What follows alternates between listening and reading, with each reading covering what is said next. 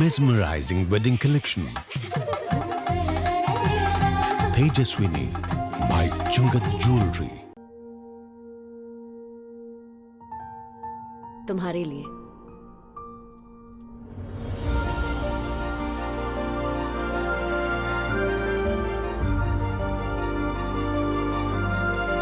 Make every moment a beautiful celebration with Joya Lucas.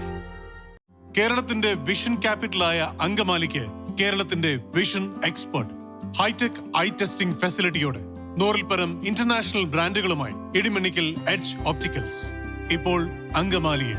Idimannickal edge opticals now at MC Road, Angamaly. കണ്ണു തുറക്കാം പുതിയ കാഴ്ചകളിലേക്ക്. ജനകീയാസൂത്രണ പദ്ധതിയുടെ ഭാഗമായി 14ാം പഞ്ചവത്സര പദ്ധതിയിൽ ഉൾപ്പെടുത്തി അങ്കമാലി നഗരസഭയിൽ 2024-25 വർഷം നടപ്പിലാക്കേണ്ട വികസന പദ്ധതികളുടെ പ്രോജക്ട് തയ്യാറാക്കുന്നതിനായി വികസന സെമിനാർ സംഘടിപ്പിച്ചു. റോജം ജോൺ MLA സെമിനാർ ഉദ്ഘാടനം ചെയ്തു. അതുപോലെ തന്നെ നമുക്ക് നമ്മുടെ അങ്കമാലിയെ സംബന്ധിച്ചിടത്തോളം വളരെ സുപ്രധാനമായിട്ട് പോകുന്നത് പല ഭരണസമിതികളും പരിശ്രമിച്ചിട്ടുണ്ട്.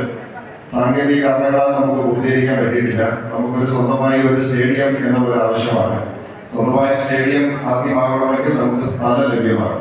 നഗരസഭാ ചെയർമാൻ മാത്യു തോമസ് അധ്യക്ഷനായിരുന്നു.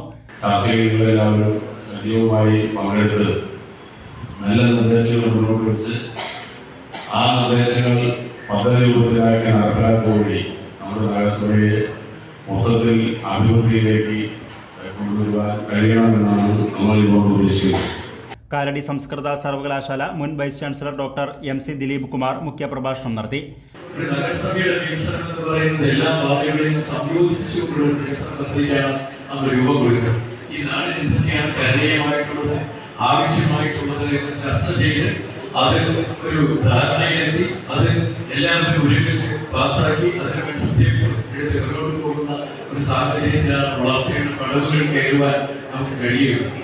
വാർഷിക പദ്ധതിയുടെ കരട് രേഖ ഡോക്ടർ ദിലീപ് കുമാർ വികസനകാര്യ സമിതി ചെയർമാൻ ബാസ്റ്റിൻ ഡി പാറയ്ക്കലിന് നൽകി പ്രകാശനം ചെയ്തു.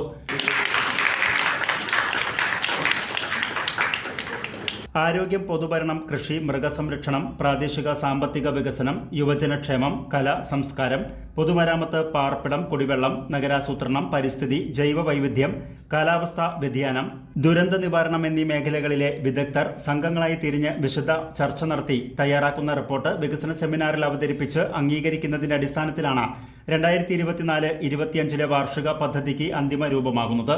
വിവിധ പദ്ധതികൾക്കായി 25 കോടിയിൽ പരം രൂപയാണ് വികസന പദ്ധതിയിൽ അവതരിപ്പിച്ച കരട് രേഖയിലുള്ളത്.